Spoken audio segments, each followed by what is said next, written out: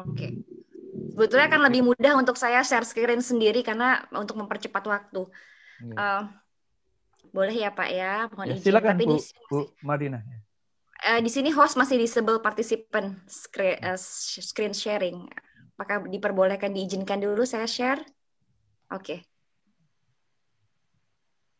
Silakan, biar Oke, lebih cepat itu, baik. biar lebih cepat. Baik, baik Pak. Terima kasih yang terhormat Bapak Menteri Pertanian, Bapak Wakil Menteri Perdagangan, dan para perwakilan dari menteri-menteri terkait, para senior, Bapak Dubes juga, Pak Liki. Mohon izin, kami percepat saja. Uh, Kami diminta untuk bicara mengenai potensi porang Indonesia di pasar Tiongkok. Sedikit mengenai data, sudah cukup banyak yang disampaikan oleh Pak Dubes sebetulnya. Namun di sini saya hanya ingin menyampaikan beberapa hal. Pertama, kalau dilihat dari secara total Bapak dan Ibu sekalian, peserta webinar hari ini, secara total dari untuk ekspor tahun 2020 Indonesia, posisi kita itu menduduki peringkat ke-14 sebagai negara eksportir ke Tiongkok. Posisi ini cukup baik dan cukup strategis untuk Indonesia. Nah, kemudian di antara negara-negara ASEAN lainnya, posisi kita di tahun 2019 itu peringkat kita adalah di peringkat kelima, Pak. Kemudian di tahun 2020 kita naik menjadi ke peringkat keempat. Data yang kami gunakan adalah data dari Kepabeanan Tiongkok atau China Custom. Kemudian tahun 2020 juga posisi kita ini selain naik, nilai ekspor kita bertambah, defisit kita juga menurun. Kemudian tentunya kita berharap ya, Pak Dubes juga berharap, Bapak Menteri Perdagangan juga tentunya juga berharap bahwa we should put in our mind kalau ini menjadi goal kita di tahun-tahun berikutnya bahwa posisi Indonesia ini seharusnya berada di posisi pertama sebagai negara terbesar di ASEAN, dan tentunya dukungan dari pelaku usaha sangat penting dalam hal ini. Kita lihat untuk yang kuartal pertama. Di kuartal pertama, posisi Indonesia kalau tadi saya bicara bahwa berada di posisi ke-14 di tahun 2020 sebagai negara eksportir, di kuartal pertama ini kita naik berada di peringkat ke-13 sebagai eksportir ke Tiongkok. Nah, kemudian dengan nilai ekspor yang cukup signifikan peningkatannya yaitu 43,7% dibandingkan dengan kuartal pertama tahun 2020. Memang masih ada defisit di sini, namun nilai defisitnya ada penurunan yang cukup drastis yaitu 32%. Oke. Kembali ke permasalahan porang. Sebagaimana topik bahasan kita sore ini. Sebagaimana sudah disampaikan oleh Bapak Wakil Menteri Perdagangan bahwa memang pelaku usaha di tanah air dalam hal mengekspor produk porang ke Tiongkok itu menggunakan kode HS yang berbeda-beda. Dalam catatan kami ada 12 12 99 90, 07 14 10 11, 12 12 21 13, 12 12 21 12. Nah, tentunya ini memberikan dua tantangan. Yang pertama adalah mengenai pencatatan dan pendataan yang tepat dan akurat. Kedua, upaya konsultasi untuk mendorong penyelesaian dengan pihak Tiongkok menjadi terbatas ruangnya. Karena ketika kita harus beradu argumen mengenai data perdagangan, kita disulitkan oleh data yang terpisah-pisah di antara HS-HS tersebut. Nah, ini tentu sangat memerlukan concern di domestik. Kedua, mengenai impor produk HS 1212 9999. Kita bicara khusus satu HS ini. Berdasarkan data China Custom, tahun 2020 kita berada di peringkat pertama sebagai supplier atau negara eksportir ke Tiongkok. Ada penurunan 45,2% dengan beberapa permasalahan yang sudah disampaikan oleh Pak Duta Besar. Di antaranya adalah karena adanya hambatan masuk ke Juni, kemudian pengetatan standarisasi di Tiongkok. Nah, bagaimana dengan harga? Berdasarkan juga data China Custom, kalau posisi kita adalah juara pertama, peringkat pertama ke Tiongkok di tahun 2020. Tapi kalau dari sisi harga, angka kita ternyata tidak terlalu harga kita tidak terlalu baik dibandingkan dengan negara-negara yang lain. Bahkan berada di posisi ke-20 dengan nilai price-nya per kilogramnya 2,54 US dollar per kilo. Meskipun ada peningkatan harga dibandingkan 2029 yaitu sekitar 10,8%. Kemudian ekspor produk HS 12, 9, 9, Tiongkok ke dunia. Kalau tadi kita lihat dari impornya dari dunia, kita sekarang lihat dari ekspornya. Ekspornya untuk produk ini China cukup besar, bahkan mungkin besar ya, lebih besar dibandingkan nilai impornya yaitu 166,9 juta US dollar.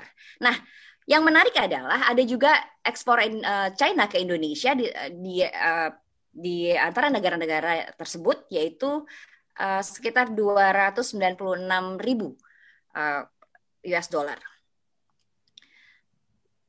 Untuk harga ekspornya juga lebih tinggi ketika diekspor ke negara-negara tujuan dari China ke negara-negara lain. Oke, kemudian untuk nilai impor tahun 2021 kuartal pertama, Indonesia turun peringkatnya berada di posisi kedua dengan nilai 2,2 juta US dollar. Namun terjadi peningkatan 10,2% dibandingkan dengan kuartal pertama tahun 2020. Oke. Nah, harganya ada sedikit peningkatan dibandingkan dengan kuartal pertama 2020, yaitu sekitar 48,8%, yaitu 2,72 US dollar per jam kan? Sana sini kilogram. Jam 5, sana jam 6. Oh iya. Jadi jam 5 waktu sini. Jam 5 waktu sini, jam 6 panitia Pak Artanto di mute ya. Oke. Kemudian ekspor produk HS ke dunia untuk kuartal pertama juga terjadi peningkatan yaitu 39,42%. Nah, harganya meningkat 5,91% yaitu sekitar hampir 3 dolar per kilogram. Harga rata-rata yang dikirimkan China ke seluruh negara-negara target ekspor. Nah, bagaimana tren produk ini ke Tiongkok? Yang pertama adalah porang itu sudah digunakan sejak lama oleh masyarakat Tiongkok dan tercantum dalam daftar tanaman obat yaitu Shennong's Herbal Classic yang ditulis lebih dari 2000 tahun yang lalu. Nah, tanaman porang dijadikan juga obat tradisional sejak dinasti Liang, dinasti Song, dinasti Ming, dan dinasti Qing. Produsen utama porang di Tiongkok ada di Yunnan, di Guizhou, di Sichuan Basin, Hubei Barat, daerah pegunungan Hunan, Chongqing, dan selatan Shanxi.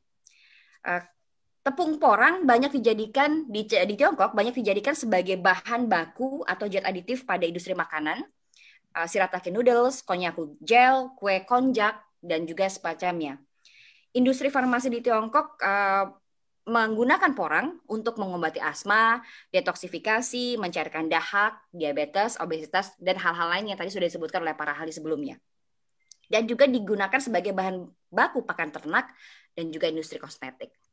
Ini adalah gambaran saluran distribusi di Tiongkok, dari importir ke industri makanan, wholesaler market, ke retailer tradisional, e-commerce, kemudian direekspor dan juga kemudian diolah dan digunakan langsung oleh konsumen di Tiongkok. Preferensi konsumen Tiongkok yang pertama tentunya harus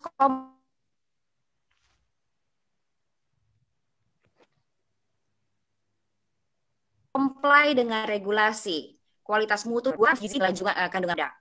Kemasannya harus menarik dan bisa dijadikan sebagai gift. Ada branding dan prestis dan promosi dilakukan secara kontinu. Perilaku konsumen cenderung mudah dipengaruhi oleh reference growth. Kemudian juga ragu untuk membeli produk baru, menghargai hubungan persekawanan, kekerabatan atau face and guanxi dikenal di sini. Dan juga mereka sangat loyal kalau persahabatan atau kekerabatan sudah terbentuk. Makanya di sini ada tradisi makan-makan dulu atau minum-minum, kemudian baru mereka bicara mengenai bisnis. Jadi pertemuan pertama itu nggak ngomongin bisnis dulu, Pak.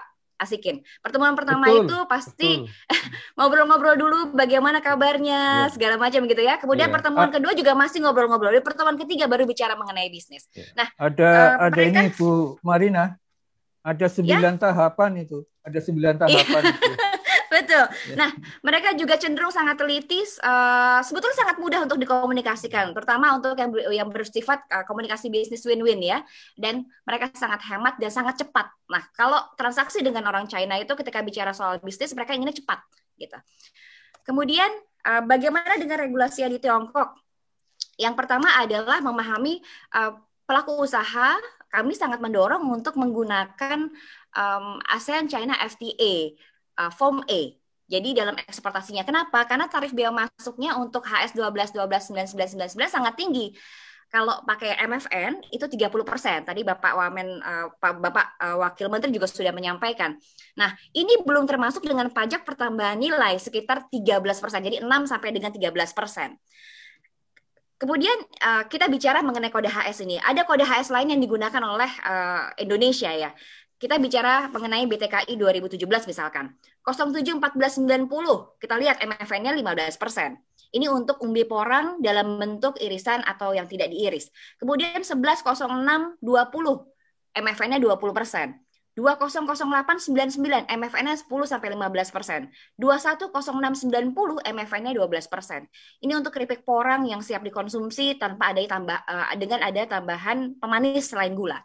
Nah, artinya kalau menggunakan ASEAN China FTA semuanya sudah 0%. Ini akan lebih menguntungkan bagi para pelaku usaha. Kedua, regulasi yang harus dikomplai adalah Food Safety Law, Law on Farm Product Quality, dan lain-lain yang ada sampai 5 nomor ini. Terutama juga the Law on the Entry and Exit Time and Animal Quarantine.